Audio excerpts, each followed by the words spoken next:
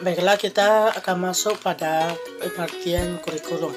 Kurikulum berasal dari bahasa Latin yaitu curricula, yang berarti cara yang harus ditempuh oleh seorang pelari, di mana pada waktu itu pengertian kurikulum adalah jangka waktu pendidikan yang harus ditempuh oleh siswa yang bertujuan untuk memperoleh ijazah. Sehingga kurikulum dalam dunia pendidikan mempunyai arti sejumlah mata pelajaran di sekolah atau di perguruan tinggi yang harus ditempuh untuk mendapat ijazah atau naik tingkat. Baiklah, selanjutnya menurut Undang-Undang Nomor 20 Tahun 2003 Pasal 1 Ayat 19 menyatakan kurikulum adalah seperangkat rencana dan pengaturan mengenai tujuan, isi, dan bahan pelajaran serta cara yang digunakan sebagai pedoman penyelenggaraan kegiatan pembelajaran untuk mencapai tujuan pendidikan tertentu.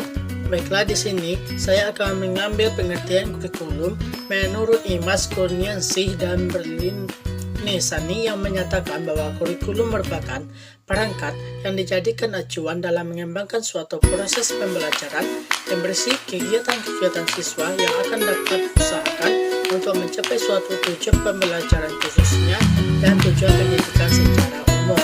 Jadi, dari beberapa definisi di atas dapat kita simpulkan bahwa kurikulum merupakan rencana program pendidikan dari pemerintah yang dijadikan pedoman ataupun dikembangkan oleh tenaga pendidik untuk proses pembelajaran di sekolah agar tercapai tujuan pendidikan tersebut.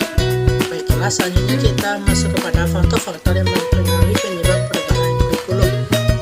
Yang pertama yaitu perguruan tinggi, di mana perguruan tinggi menjadi faktor yang mempengaruhi pengembangan kurikulum, baik di bidang ilmu pengetahuan dan teknologi maupun ilmu pendidikan dan ilmu keguruan, di mana ilmu pengetahuan dan teknologi mampu memberikan kontribusi besar terhadap pengembangan isi materi pelajaran yang akan dikembangkan dalam kurikulum. Selanjutnya yaitu masyarakat, di mana sekolah sebagai agen yang mempersiapkan anak didik untuk kehidupan di masyarakat sangat dipengaruhi oleh lingkungan masyarakat sekitar, di mana masyarakat sebagai faktor yang mempengaruhi dalam pengembangan kurikulum memiliki andil karena salah satu kekuatan yang ada dalam kehidupan masyarakat adalah dunia usaha.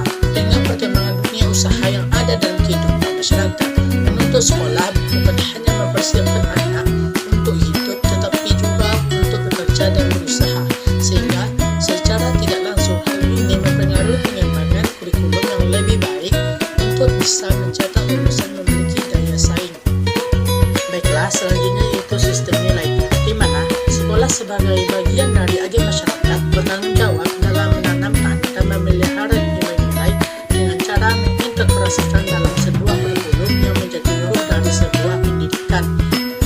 Dengan demikian, kurikulum yang dikembangkan sudah seharusnya mempertimbangkan, merespon, dan berlandaskan pada perkembangan sosial budaya dalam suatu masyarakat, baik dalam konteks lokal, nasional, maupun global. Baiklah, selanjutnya politik.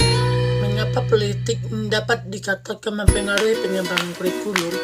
Karena setiap kali pergantian kursi kepemimpinan suatu negara, maka berganti pula kebijakan sehingga mempengaruhi perubahan dan pengembangan kurikulum pendidikan tersebut. Baiklah, selanjutnya yaitu pembangunan negara dan perkembangan dunia, di mana negara yang ingin maju dan membangun seharusnya mempunyai kurikulum yang dinamis sesuai dengan perkembangan zaman dan kemajuan ilmu pengetahuan dan teknologi.